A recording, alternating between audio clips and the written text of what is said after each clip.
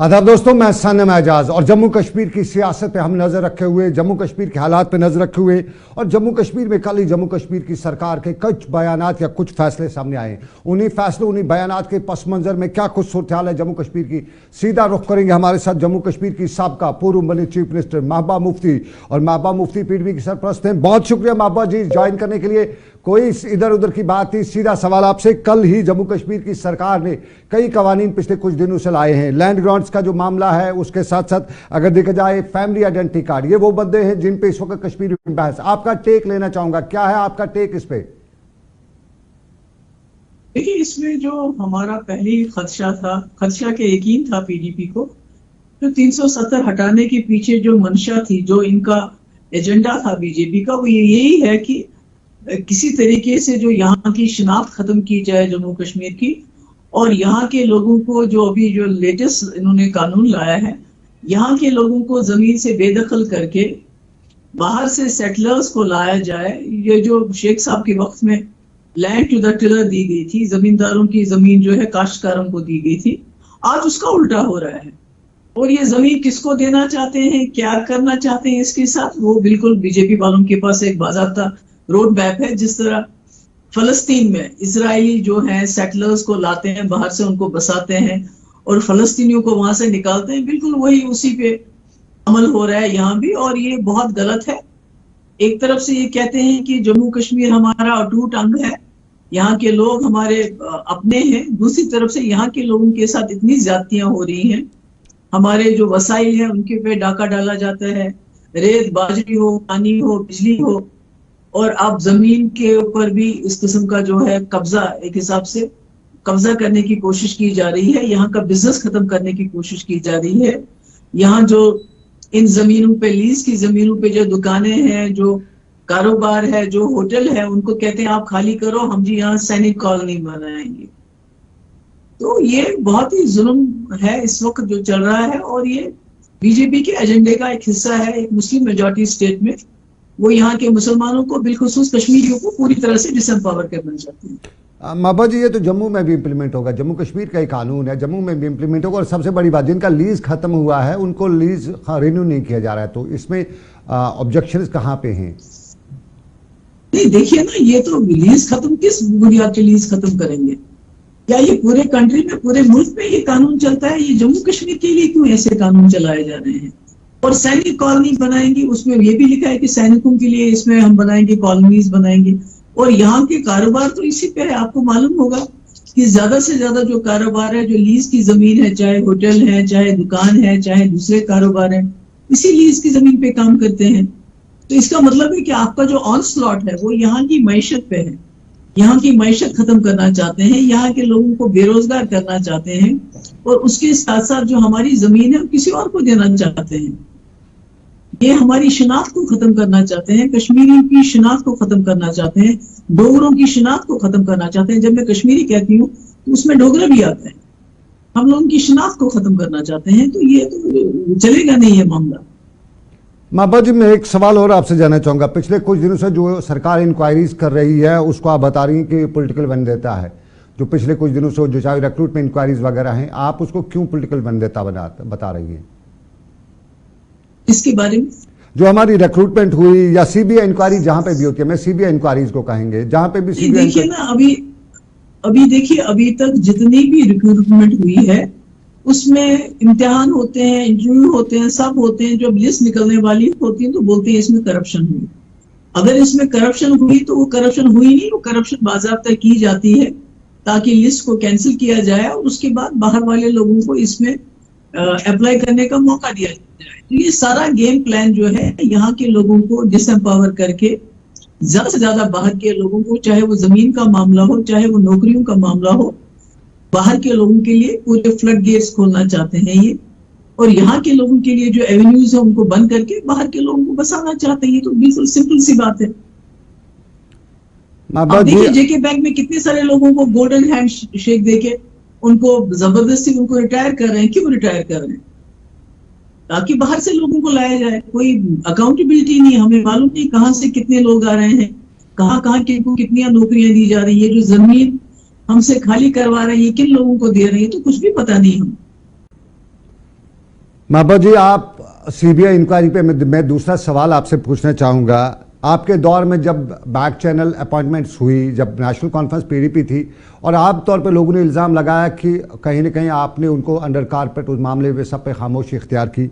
उसके बाद अगर आज की डेट में सीबीआई कहीं इंक्वायरी करी है, चाहे वो पुलिस सब इंस्पेक्टर्स या दूसरे हैं, आप उसको पॉलिटिकल वंदेता बता रही हैं। दूसरा मेरा आपसे सवाल, जब आप टेन्योर में थे, नेशनल कॉन्फ्रेंस पीडीपी को चोर बता रही थी, पीडीपी के वुज़रा को चोर बता रही थी। वो जब पीडीपी पावर में आई तब भी नेशनल कॉन्फ्रेंस को चोर बताया जाता था।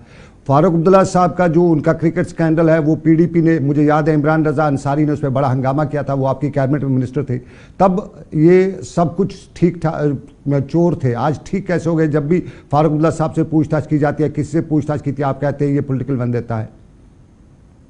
ये तो पूरी मुल्क में चल रहा है, ये खाली महबूबा मुफ्ती या फारूक अब्दुल्ला साहब की बात नहीं है। आप बंगाल देखिए, महाराष्ट्र देखिए, वहां क्या किया गया, राजस्थान में देखिए क्या हो रहा है, मध्य प्रदेश में देखिए क्या हो रहा है। वो जो पूरे हिंदुस्तान का कौन सा ऐसा कोना है जहां अपोनेंट्स के ऊपर, जो हिजबी खिलाफ के लोग हैं आपके, उनके ऊपर सीबीआई की, उनके ऊपर एनआईए के, उनके ऊपर ईडी के रेड्स नहीं डाले जाते हैं। तो ये मैंडेटा तो महबूबा मुफ्ती नहीं कहती, ये तो जनरल इस वक्त परसेप्शन बन गया पूरे मुल्क का कि जो अपोजिशन में लोग हैं उनको सताने के लिए ये इस किस्म के छापे, इस किस्म की इंक्वायरीज की जाती है। और जब आपने कल भी सुना, पार्लियामेंट में ये बताया गया कि हजारों के तादाद में ईडी ने छापे डाले हैं और मुश्किल से जो 0.1% भी कन्विक्शन नहीं हुआ है उसमें, यानी कि कोई कसूरवार ही नहीं था, खाली छापे डाले जाते गए थे। तो यही हाल यहाँ भी है। मैं जरा कल ही के मुद्दे पे आऊंगा, यूनिफिकेशन आइडेंटिटी कार्ड जो सरकार ने शुरू किया, आपने बड़ी उस पर ऑब्जेक्शन कर रही हैं। बीजेपी से जब मेरी बात हुई, वो कहते हैं एक आइडेंटिटी कार्ड बनेगा, जो अदर एलिमेंट्स हैं, जो एंटी सोशल एलिमेंट्स हैं या मुल्क दुश्मन हैं, वो उससे अलग हो जाएंगे। क्या आप नहीं चाहती कि मुल्क दुश्मन नासिर या एलिमेंट्स हैं वो अलग हो जाएं? ये खाली जम्मू कश्मीर में ये क्यों इतनी मेहरबानी क्यों हो रही है जम्मू कश्मीर के ऊपर? ये तो खसूसी क्वेश्चन तो इन्हें हमसे छीन ली, तो फिर ये खसूसी चीजें हमारे लिए क्यों रखी गई है? देखिए, 370 हटने के बाद बीजेपी को मालूम है कि जम्मू कश्मीर के लोग बहुत ही खफा हैं, बहुत गुस्से में हैं, बहुत नाराज हैं। उनका भरोसा बिल्कुल ही उठ गया है इस सरकार के ऊपर। एक जो ट्रस्ट डेफिसिट है वो बढ़ गया है बिटवीन दिल्ली एंड JNK। तो ये उसी ट्रस्ट डेफिसिट का हिस्सा है कि शक का हिस्सा है। मॉनिटरिंग हो रही है, सर्विलेंस हो रही है, खासकर यहाँ के जवानों पे। वो क्या सोचता है, वो क्या बोलता है, उसको किस तरह से जेल में डाला जाए, उसको किस तरह से तंग किया जाए। ये आईडी भी जो बनाई है स्पेशल आईडी फैमिलीज के, ये भी उसी सर्विलेंस का हिस्सा है, ताकि जो आयरन ग्रिप है यहाँ सेंट्रल गवर्नमेंट की, उसको ज्यादा से ज्यादा मजबूत किया जाए।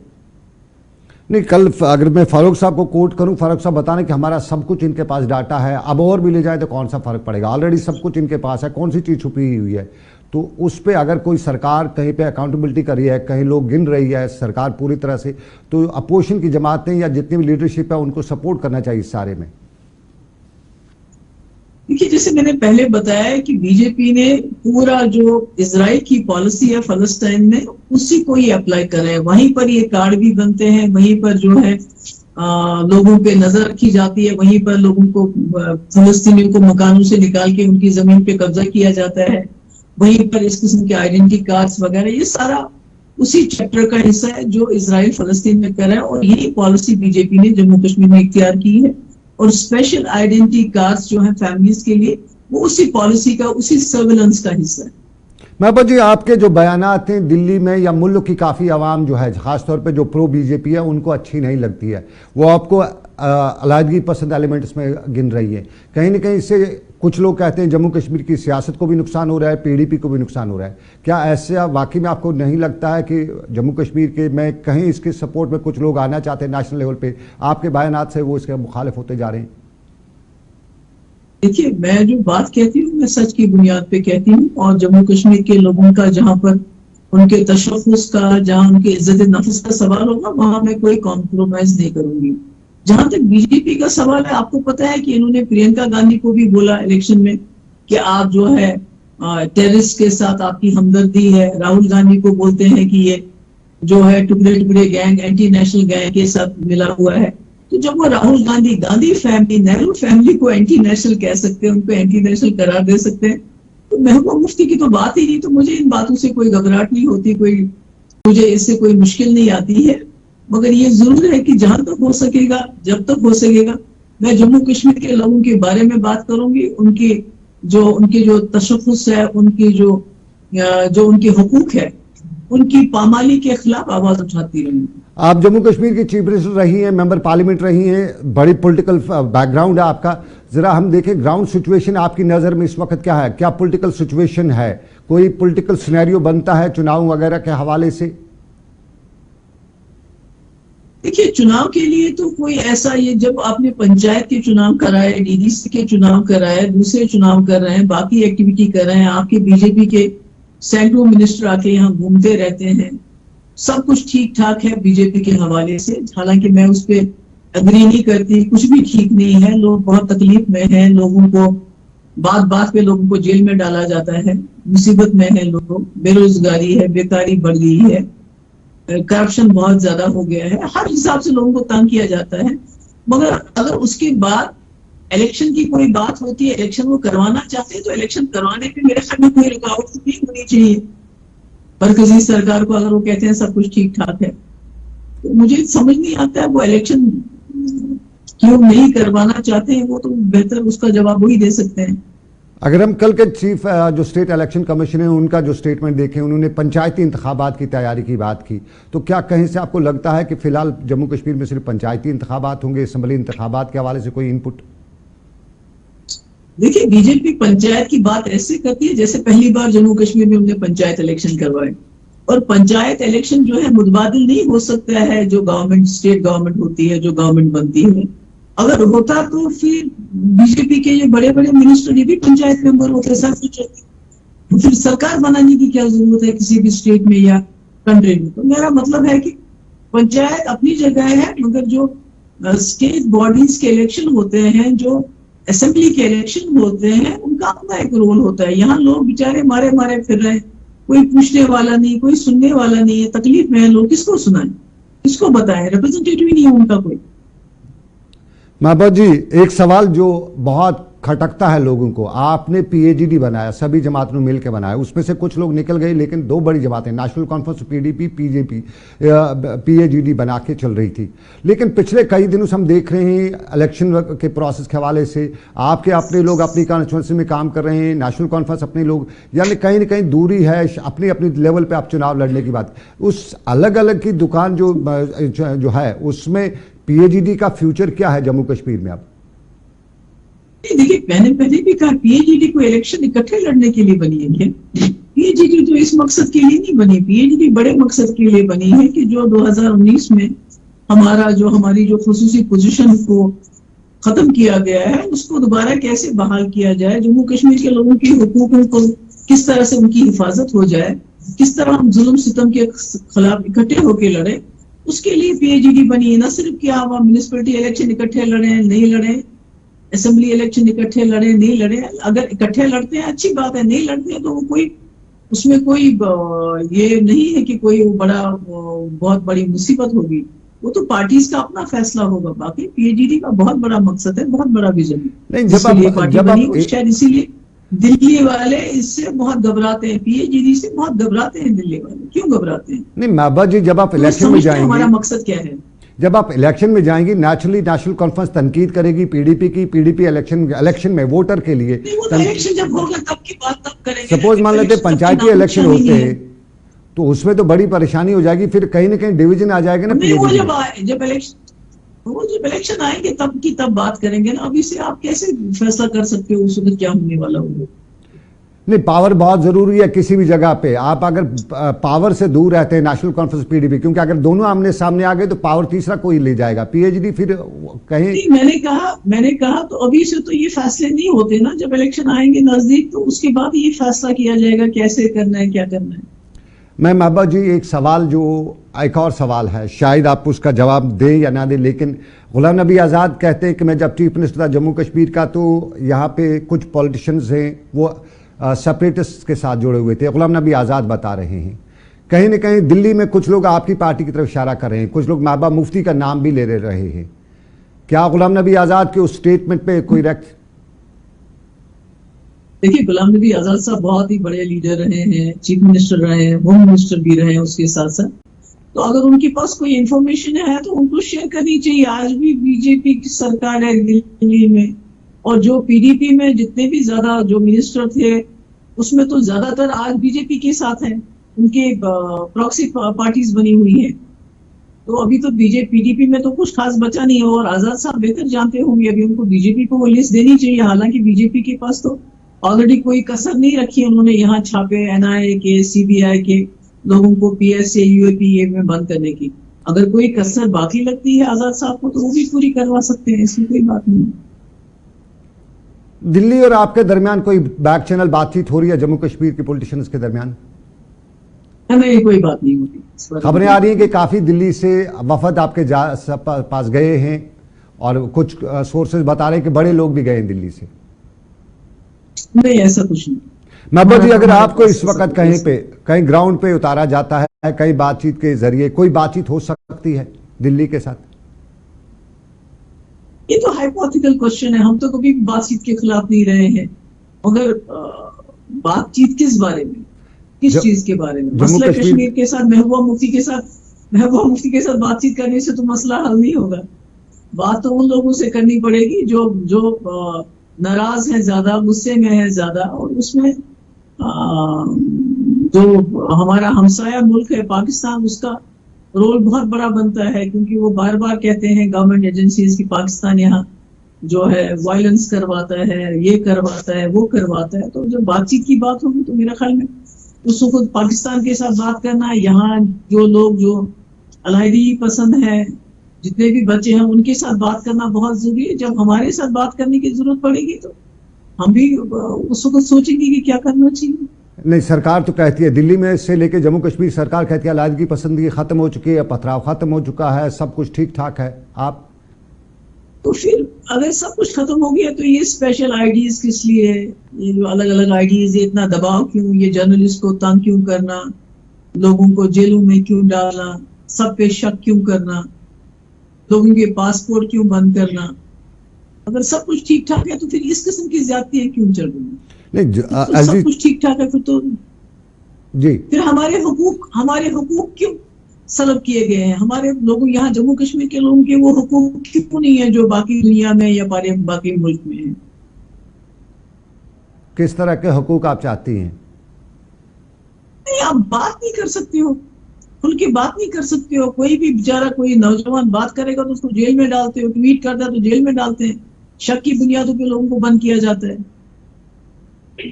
हर चीज में तंग किया जाता है, लोगों के घर उड़ाए जाते हैं, लोगों की प्रॉपर्टीज अटैच की जाती है इस वे कि भाई आपका जो मिलिटेंट को आपने सपोर्ट किया है।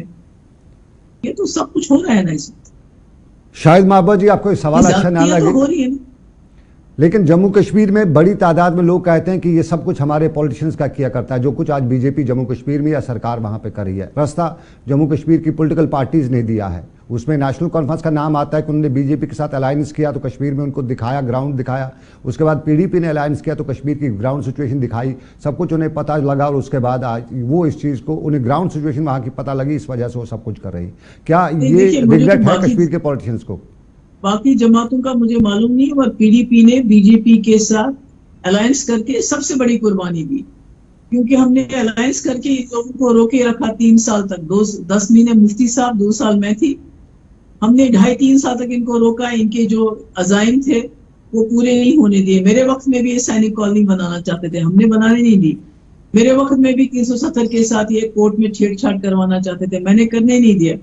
यानी हमने अपनी जान पे खेल के, अपनी इज्जत पे खेल के, अपने वकार पे खेल के, लोगों के साथ जो हमारा खुलूस था उस सबको दाव पे लगाया, और बीजेपी के हाथ बांध दिए मुफ्ती मोहम्मद सैयद साहब ने और मैंने।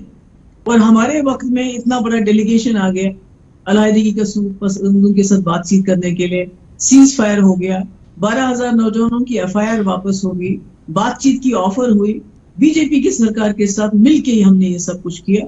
तो जब सरकार ही नहीं रही तो उसी के बाद तो बर्बादी होगी। अगर सरकार होती तो ये बर्बादी तो नहीं कर पाते ये। अगर पीडीपी बीजेपी की सरकार होती तो ये बर्बादी हम होने नहीं देते जो बर्बादी इन्होंने सरकार तोड़ने के बाद की। ये तो जब बीजेपी की सरकार दिल्ली में आ गई उनके हाथ में था, वो कुछ भी कर सकते थे। उनके हाथ रोकने के लिए हमने इनके साथ हाथ मिलाए, और जब तक सरकार में रहे हम कामयाब रहे इनका हाथ रोकने में। और उसके लिए हमने बहुत बड़ी कुर्बानी दी अपनी बीजेपी के साथ जाते वक्त। हमने लोगों की नफरत मोल ली, हमने लोगों का गुस्सा मोल लिया, मगर जम्मू कश्मीर को बचाए रखा, यहाँ की खुसूसी पोजीशन को बचाए रखा। हमारी सरकार भी गिरी और सब कुछ खत्म हो गया। अगर अभी भी ये बात लोगों को समझ नहीं आएगी कि मुफ्ती साहब ने एक बांध बनाया था, बंड बनाया था सैलाब को रोकने का, बीजेपी को रोकने का, उनके साथ हाथ मिला के उनके हाथ बांध दिए थे, फिर क्या समझेंगे लोग? अक्सर आप लोगों की शिकायत है कि बीजेपी ही आपकी पार्टी को तोड़ रही है, तोड़ चुकी है बहुत से लोगों का, बीजेपी के लोगों का। क्या वाकई उसमें सदाकत है?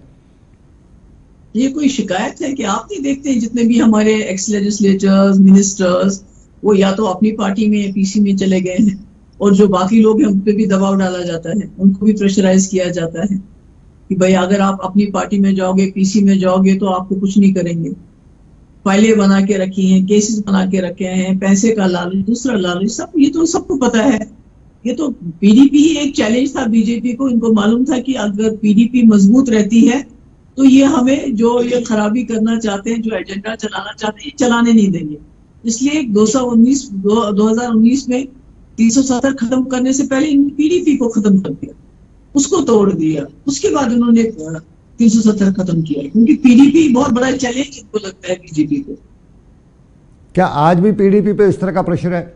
मैं अब जानता हूं आपका वक्त बहुत कीमती, आपने मुझे बहुत कम टाइम दिया, मैं ज्यादा ले गया। लास्ट पे जाना चाहूंगा, क्या आज भी बीटीपी पे ये प्रेशर है?